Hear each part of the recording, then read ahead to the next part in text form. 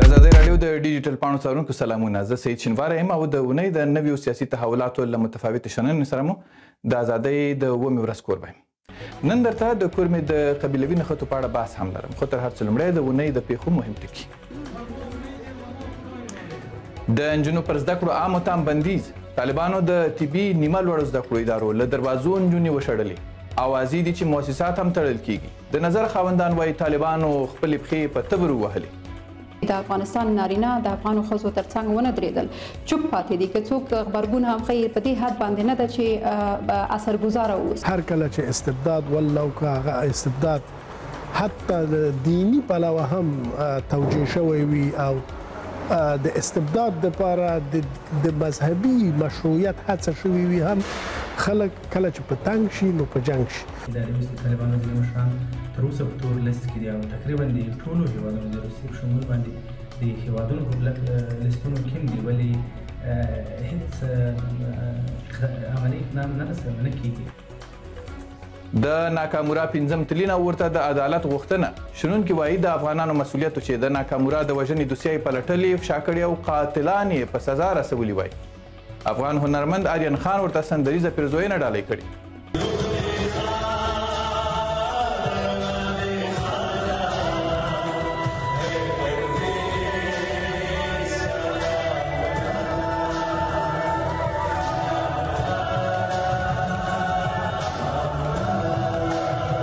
ما په کور کې دوه انځورونه ټینګ کړي دي چې یو د باچا خان دی، یو د ناکامورا دی، او زه د دوی بل بدیل نشم موندلی چې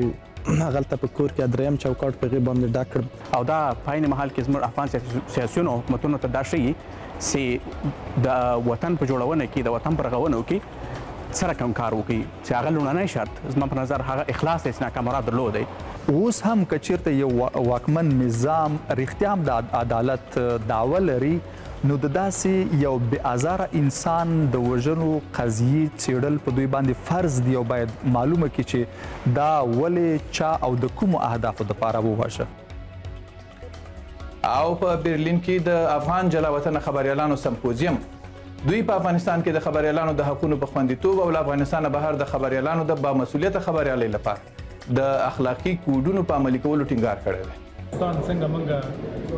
اطلاع رساني وکړو او دقیق اطلاعات خپاره کړو په خاص ډول اکزایل میډیا چې زه فکر کوم په دغه سختو شرایطو کې یوازینی بدیل اکزایل میډیا ده چې حقایق خپاره کړي او د افغانستان د ولس آواز وګرځي. افغانستان بیرته صحنې ته راووت. د دې صحنې لپاره موږ ډېر کولابریشنونه ضرورت دی. د انټرنیشنل د بین المللي اودینس لپاره موږ بین المللي کولابریشنونه ته ضرورت دی. د داسې غونډو دایرول او نیول په اروپایي هېوادونو کې یا په نورو غربي هېوادونو کې دا کیدای شي تر یو بریده پورې ګټور تمام شي، په ځانګړې توګه چې حداقل موږ تر اوسه ژوندي یو، زموږ غږ اورېدل کېږي او څه چې په افغانستان کې تېرېږي د ژورنالیزم په برخه کې او هغه ستونزې او هغه مشکلات چې په افغانستان کې موجود دي د خبریالانو د کار په وړاندې، دا باید نړیوالو ته ورسول شي.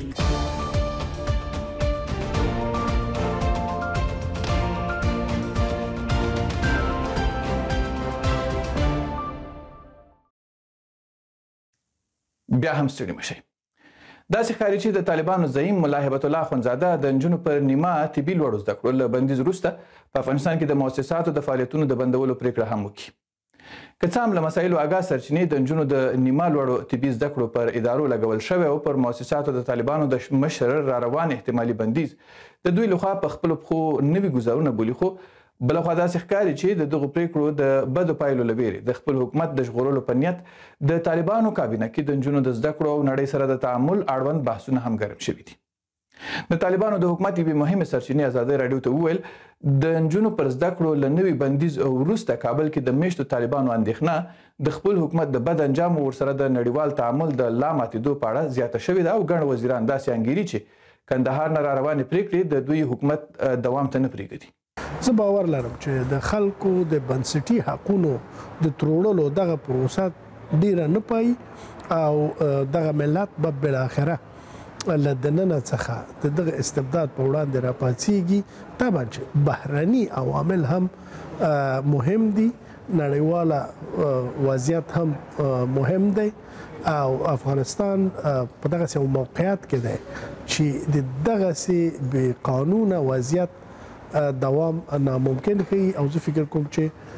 بالاخره به بدلون او تغییر راځي. خو اندېښنه دلته ده چې دغه بدلون او تغییر خو نړۍ نه وي، ځکه چې د افغانستان خلک د نورو ناورینونو تحمل نه لري. د سرچینې په وینا وروسته له هغې چې له کندهاره په راغلې پرېکړه کورني، بهرني او حتی د کرکټ د ملي لوبغاړو غبرګونونه زیات شول. کابل کې د طالبانو کابینې کندهار نه د عاجلې ناستې د پلانولو غوښتنه وکړه تر څو د دې پرېکړې د منفي اغیزو په کمولو او د مؤسساتو په اړه د نوې پرېکړې د راتلو د مخنیوي په اړه بحثونو ته لاره خلاصه شي. دا سرچینه زیاتوي نه یوازې حقاني شبکه د نجونو پر زده کړو د نوي بندیز پرېکړې پارولې، بلکې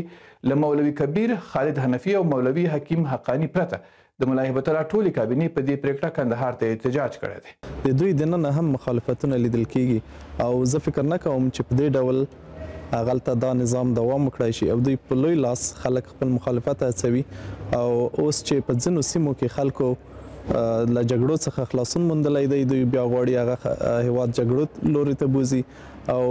بیا هیواد په بدبختۍ ککړ کړي او له خلکو څخه آرامي واخلي. که څه هم دا حالت اوس که سوله ییز هم وي د منلو وړ نه دی، باید ښځو ته، نجونو ته د هغوی ټول حقونه ورکړل شي، بشپړه ازادي ورکړل شي، زده کړو ته پرېښودل شي. خو داسې معلومیږي چې ورځ په ورځ دا کړۍ تنګیږي او نورو خلک تر پوزې رسېدلي دي او ډیر زر به په دې حالت کې بدلون راځي، هغه که په زور وي که په رضا وي. کوم حالات چې په افغانستان کې روان دي د دې اغیز یوازې په یو اړخ باندې نه دی، د دې اغیز په خپله په خلکو باندې هم دی چې د دغسې فرمانونو په نتیجه کې دغه هیواد انحصار کړی دی د بیان د ازادي نه ونیسه بیا تر تعلیم و تربیې پورې. زما په نظر باندې د دې انجام په خپله موجوده واکمنانو ته هم ډیر بدي، خو تر ټولو زیات تاثیرات به چې وکړي هغه به د افغانستان په خلکو باندې کوي. د دې وضعیت له امله زموږ ستاسو نسلونه له زده کړو لرې کیږي او بل مهمه خبره دا ده چې هغه ضرورتونه چې زموږ ستاسو خلک لري د خصوصا د تعلیم او تربیه په برخه کې یا د صحي خدماتو په برخه کې کومګه دغه وضعیت همدغسې ورته کینو او لاسترزنې ورته کینو، نو موږ به سبا ته په خپل کلي کې داسې یو څوک هم ونه لرو چې له یو ناروغ سره لومړنۍ مرسته وکړي. نو د دې کارونو انجام راته ډیر بد ښکاري. بله غاړه د طالبانو لخوا د نجونو پر نیمه لوړو طبي زده کړو بندیزونو په کور دننه او بهر پراخ غبرګونونه پارولي او دا لړۍ لا هم روانه ده.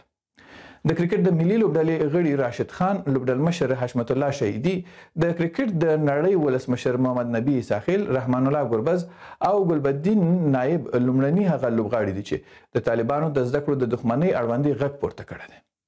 دغو افغان لوبغاړو د طالبانو د زده کړو خلاف پرېکړې د هیواد د راتلونکي په زیان بللي او زده کړې د نجونو حق بللی دی. دغه راځي په دغسې پرېکړو د بیا کتنې غوښتنه کړې. حتی محمد نبی ساحل د طالبانو دا پرېکړه په ښکاره ټکو ناعادلانه بللې ده. پخوانیو سیاستوالو حامد کرزي، رحمت الله نبیل، حنیف اتمر او معصوم ستانکزي او نورو که څه هم د طالبانو د دغسې پرېکړو سره یو وار بیا مخالفت ښکاره کړی، خو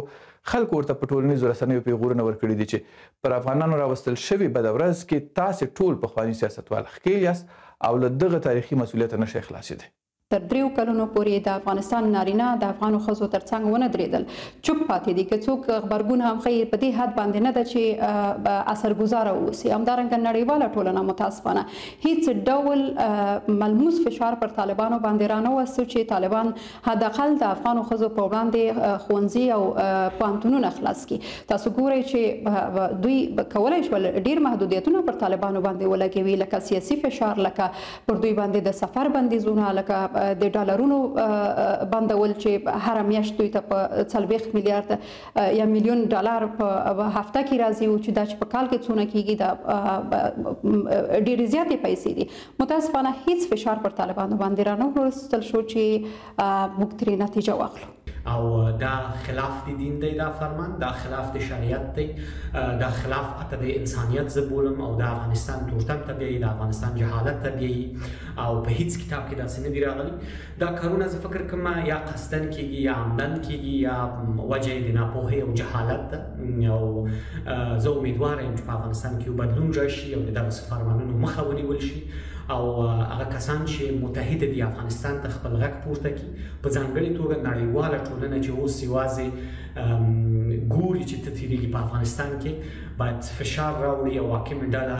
دې ته وهڅوي چې د مکتبونو دروازې خلاصې کړي، د پوهنتونونو دروازې خلاصې کړي، د علم او د پوهې دروازې خلاصې کړي، تر څو افغانستان د دغه اوسني حالت څخه وژغورل شي. د خوشحال روحي په مشرۍ د ملي محور ګوند چې طالبانو سره د زده کړو د ملي کمپاین په نامه څو موده وړاندې جرګه هم کړې وه، د دا ډول پرېکړو زیان نه جبرانېدونکی بللی او حتی افغانستان کې په خیریه چارو بوختو دیني علماو مولوي عبدالصبور عباسي، مفتي عبدالولي، همداراز دیني داعیانو هم د طالبانو د وروستیو پرېکړو مخالفت کړی دی. دا زما لسمه ویډیو ده د اولې ورځ نه تر اوسه پورې چې زه د قضا کوم د اسلامي امارت نه او د هغوی مشرانو نه چې په دغه موضوع کې جدي توجه ورکړي. لیکن چې حقیقت دا دی، امر ثاني ته کولی شي هفتې ته ووایې، یو میاشت ته ووایې، 2 میاشت ته ووایې، 6 میاشت ته ووایې، دا تقریبا 3.5 کاله شو. دا امر ثاني د زمان اخره پورې دی. که چېرته موږ نه پوهېږو په حیث مسلمان، ځکه په حیث مسلمان زه په دې پوهېږم چې تعلیم په نر او ښځه باندې فرض دی. که هر څوک دا د دعوه کوي دا فرض العین او فرض الکفایه دی چې په هر چوکاټ کې واچي، یو نظام د دې حق نه لري د اسلام د ادرس نه چې په ښځو باندې تعلیم بند کړي. طالبانو چې تېره اونۍ د طبي انسټیټوټونو له دروازې څخه نجونې محصلینې په خورا توهینامیزه شکل وشړلې، په دې کار د خپلو پلویانو له خفګانه ډک غبرګونونه هم راغلل، خو وروسته په یو ناڅاپي ډول د دې ډلې ګڼو فعالانو خپل ټویټونه او پوسټونه ډیلیټ کړل،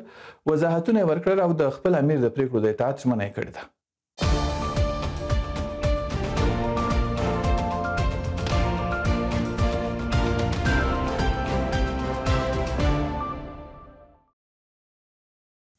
بلخوا د افغانستان د محسن تیتسو ناکامورا 5م تلین د ډسمبر په 4مه داسې تیر شو لکه نوموړی چې له خپلو ټولو غرونه احسانونو سره له خلکو هیر شوی وي.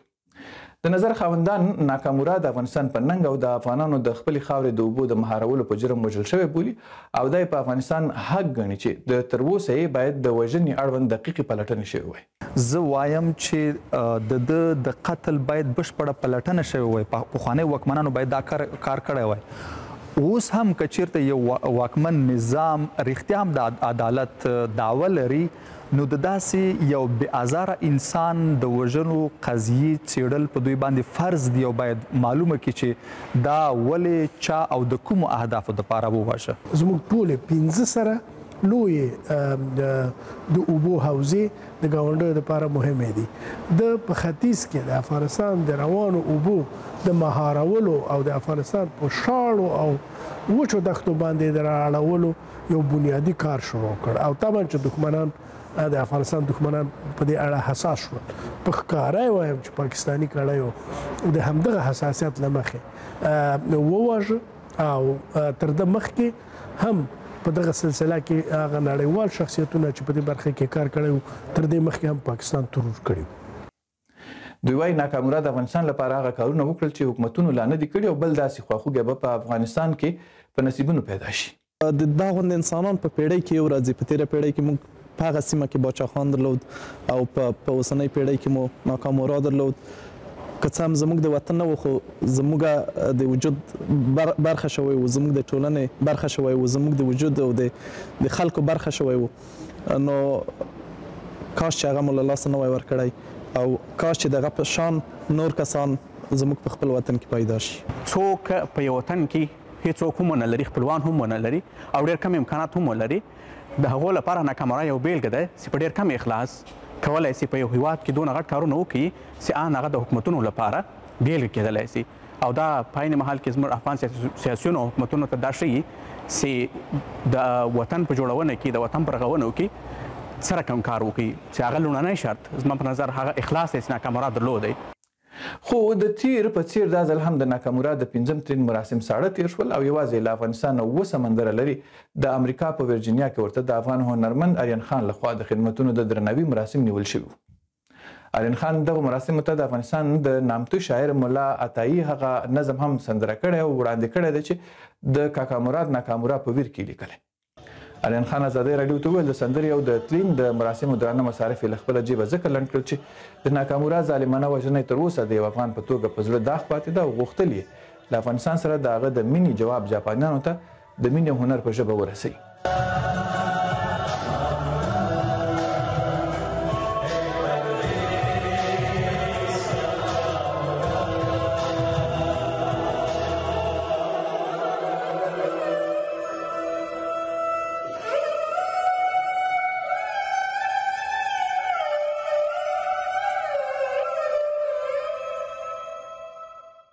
بل غاړه بیا په جرمني کې له افغان خبریالانو د ملاتړ بنسټ په تبعید کې د فعالو افغاني رسنیو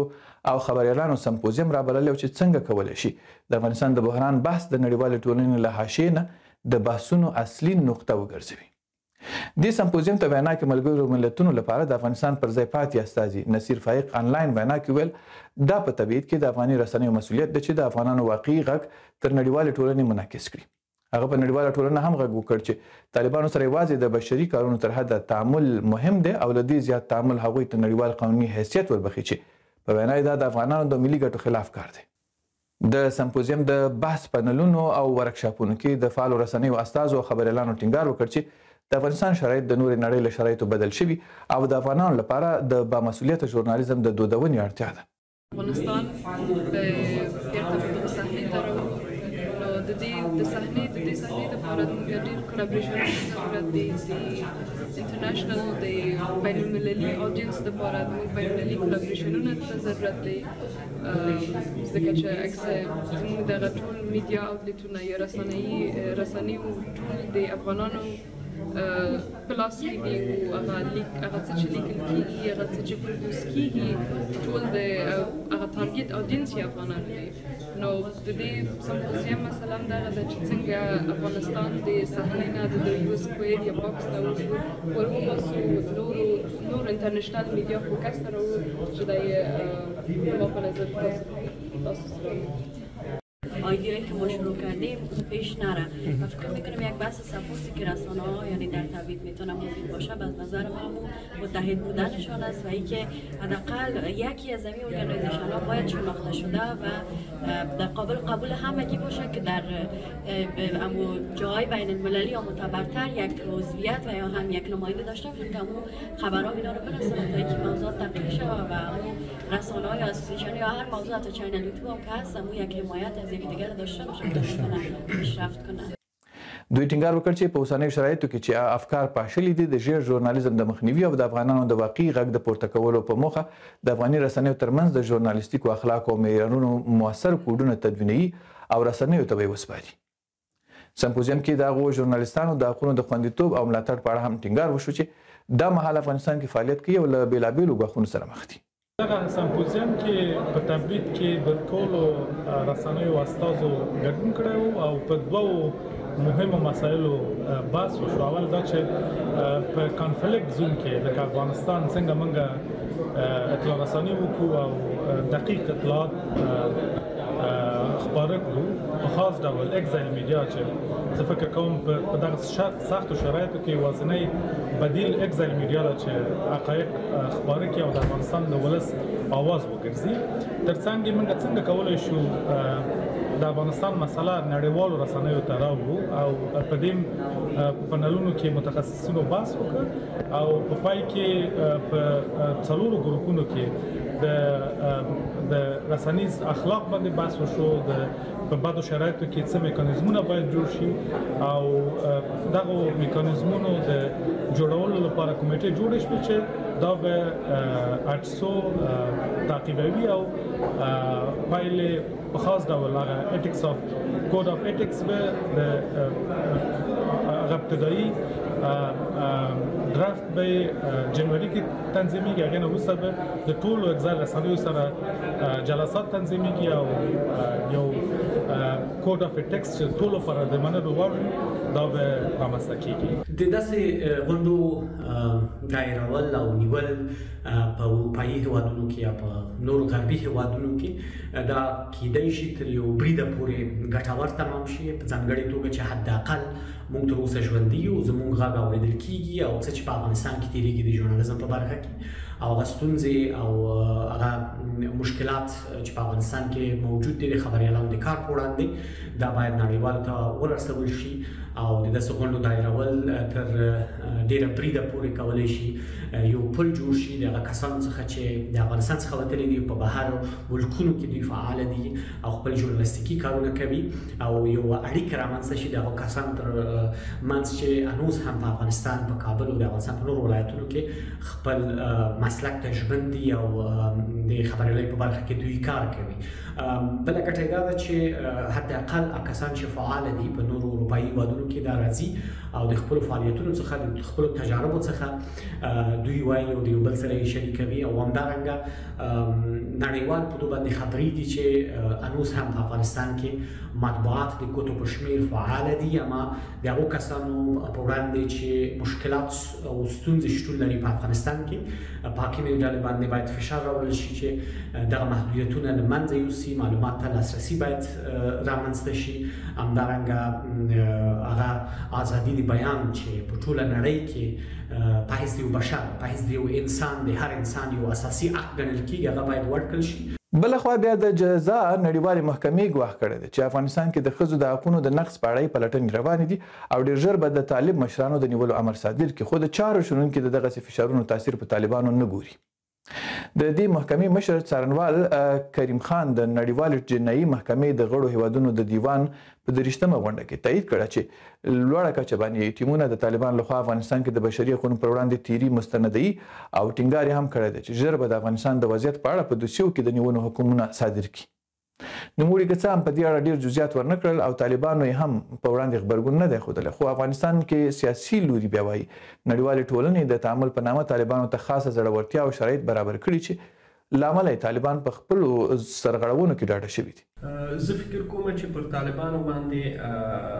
باید دولتونه او غیر دولتي سازمانونه هغه که د ملګرو ملتونو سازمان دی، د ملګرو ملتونو د امنیت شورا او د بشري حقونو نور ادارې فشارونه راوړي تر څو دوی د افغان یا د افغان ولس هغه غوښتنو ته ځواب ووایي او د دوی هغه حقونه په پام کې ونیسي، که د هغوی بشري حقونه دي، که د نجونو د زده کړو مسله ده. تاسې ګورئ چې اوس هم طالبان ځینو هیوادونو ته سفرونه کوي متاسفانه، البته په دې معنا چې دوی باندې ځینې بندیزونه نشته، نو په دې باندې باید له هر اړخه فشارونه راوړل شي تر څو دوی د افغان ولس هغه غوښتنو ته او حقونو ته رسېدنه وکړي. نړیوال فشارونه هغه که له هرې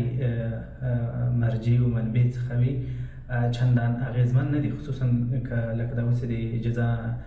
نړیوالې محکمې د دې د نیولو امر ورکړی. اکثره د طالبانو مشران خارجي هیوادونو ته سفرونه نه کوي، کولی شي په ډېر سادګي باندې سفر ونه کړي او په افغانستان کې یو شاهانه ژوند ولري او په عین حال کې اکثره دغه ډول فرمانونه او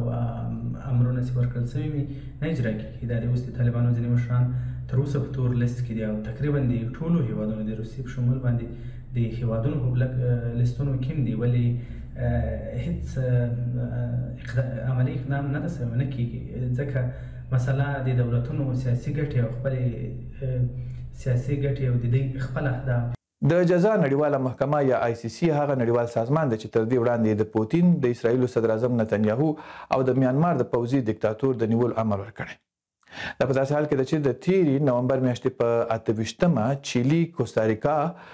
هسپانیا، فرانسې، لوکزامبورګ او مکسیکو په افغانستان کې د ښځو او نجونو کړکېچن او نازک وضعیت ته په پام د افغان نجونو او ښځو د حقونو د نقض قضیه نړیوالې جزایي محکمې ته وړاندې کړه.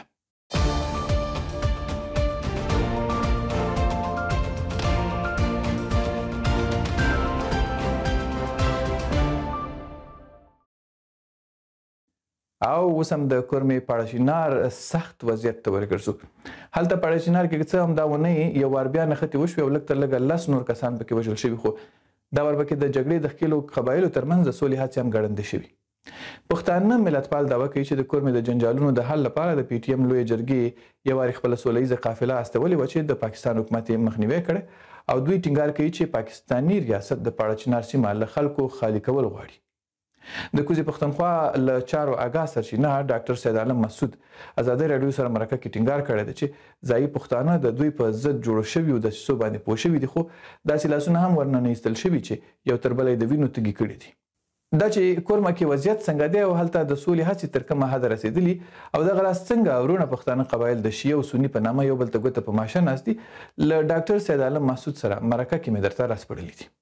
ډاکټر صاحب ستړي مه شئ، خدای دې وکړي چې اوس د کورمې جنجال حل شوی وي. که راته ووایي چې دا څه ډول لانجه وه او سرچینه یې له کومه ځایه ده؟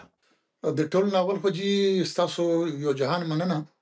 د کورمې پیښه یا چې بل هره یو پیښه زموږ د وطن وي نو دا د ریاست نه بغیر نه ده. زموږ په د هرې غمیزه شاته د پاکستان ریاست وي، د دوی دهشتګردي چې کوم مزه کې ذکر راځي نو هغه شاته به وردی وي. د کورمې د اوسنۍ پیښه چې کومه ده د دې نه مخکې پیښې شوې دي، خو د اوسنۍ پیښه خو چې کله پی ټی ایم قومي جرګه وکړه، قومي جرګې دا غوښتنه وکړه چې د پښتونخوا وطن نه د فوج وځي، نو بیا ډرامې شروع شوې. د ترهګرۍ په بنو کې مو شوله، په ډیر اسماعیل خان کې مو شوه، په وزیرستان کې مو شوله. دا د دوی د ترهګر نور هیڅ نه دي، دا د دوی د لاس لوړ دي چې کله ورته ووایي نو دا څه نسو کي. نو کورمې والا دا چې کومه ده دا د شیعاګانو یو قافله وه چې دا د سیکیورټي په نگرانۍ کې بتله او دوی ته ویلې شوي، دوی ورته ویل چې موږ د چهارشنبې په ورځ شو، دوی ورته ویل نه د زیارت په ورځ کې. او د زیارت په ورځ اندازه وکړي چې قافله ته مخکې هم سیکیورټي والا دي، فوجیان دي، وروستو دي، او بیا په لاره کې حمله پرې وشي، قریبا 100 کسان شهیدان شي او ووژل شي، په ګاډو کې وویشتل شي، د شپږو میاشتو ماشوم هم مړ کړي، خو نه د سیکیورټي کسان یو کس زخمی کیږي، نه دوی یو ډز کوي، نه هغه سړی اولي، نه هغه سړی ویني، نه هغه خلک ویني. دا څنګه ډرامه وه؟ بیا چې دا لاړل، دا د پاړه چنار خپل کلي ته د شیعاګانو کلي ته لاړل، نو د هغې سره نږدې چې کوم د سونیانو کلي دی بیګن دی، نو هغه په بدل کې واپس چې کله راپاسي نو د دغې شیعاګانو د کلي او د بیګن په منځ کې 3 چیک پوسټونه دي، 3 وړه خالي دي. نو چې 3 وړه خالي دي مطلب دا دی چې اول دغه قربانۍ ګډوره کړه، بیا هغې نه بد هغه ورپرېږده چې هغه راشي په دې قربانۍ ګډورې شي چې بیا غوښتنه وکړي چې فوج د نوځي او داسې وکړي. مسعود صاحب، تاسو ویل چې دغه جګړې ته حکومت لمنه وهي. آیا د کورمې او پاړه چنار خلک په دې موضوع نه پوهېږي چې زموږ ترمنځ درېیم لاس د حکومت دی او هغه د اور د بلولو کوشش کوي؟ دلته دا خبره ټیک کړه، دا ډېر اهم سوال دی چې په دې کې داسې خلک خو ډېر دي چې هغه دا وایي چې د ریاست کوي. داسې خو اوس دا د شیعه جلوس چې کم دی زما په پاڼه باندې شریک شوی هم دی، هغه هم وایي چې د دهشتګرد اس کې پیچور دي، حالانکه مخکې به دوی داسې نه ویل. نو دغه احساس زیات دی، خو هلته غمیزه دومره غټه وشي او ورته پیښ یې داسې کي چې اوس 100 کسان د چا شهیدان وي او په هغه کې زنانه او د 6 میاشتو ماشوم چې هغه د شودو بوتل په د فیسبوک په سوشل میډیا ډېر عام شوی دی، نو هغه هم داسې پاتې شي، نو ابل هم بیا لیونی شي. نو بیا یعنی دا نمونه شوې ده. که چېرته دې ته غوږ کړی وی چې یار دا خو دا خلک وایي چې ما نه دي کړي، نو وایي چې رښتیا ورسي تر هغې پورې دروغو کلي لوټ کړي، نو په کورمه کې دا لوبه کېږي. نو که راته ووایي چې دا موضوع اوس حل لري ستاسې له نظره؟ ګوره جي په د جهان کې داسې مسله نشته چې هغې حل نه، حل خو راوتی شي. حل کله راوځي چې کله په دې کې د پردي مداخله بنده شي، چې د بل چا لاسوهنه بنده شي. په کورمه کې خو امریکا لاس نه وهي کنه، په کورمه کې خو هندوستان خو نشته کنه، په کورمه کې خو اسرائیل هم نه دی راغلی، په کورمه کې یا د پاکستان فوج دی یا ایران او سعودیه دی، یعنی د هغوی هغه اثر دی فرقایي، او د پاکستان د فوج هغه لاسونه دي چې کم په دې بنیاد باندې پای همیشه د کرای په جنگونو پای یا جنگ به جوړوي یا د دې د وجنه چې ما سکونو بسي چې خلک وي چې شیعه مو وي چې نه فوج نه وسی سنی مو وي چې نه فوج نه وسی نو دا د غیر پر فکرې دا راته وایي چې فکر کوي کورمه کې خلک دې ته حاضر شوي دي چې په یو غوږ سره وایي چې پوځ دې له کورمې نه ووځي زما خیال دی چې په کار چې رسېدلی وي خو د بدقسمتۍ نه یو خبر مې اورېدلی دی اوس پوره تحقیق مې نه دی کړی چې په هغه کې یو فریق ویلي چې نه دی وسي نو که داسې ویلي شوي وي نو فوج خو مقصد خپل پوره شو. ډیره زیاته مننه ډاکټر صاحب کور ودان چې وخت مو راکړ. درنو لیدونکو په همدې سره د نن اوومه ورځ هم رانغاړم خو هره اونۍ د پیښو متفاوت تحلیل لپاره د ازادۍ له پاڼو څپو نه له خپل سعید شینواري سره خپله اوومه ورځ مه هېروئ.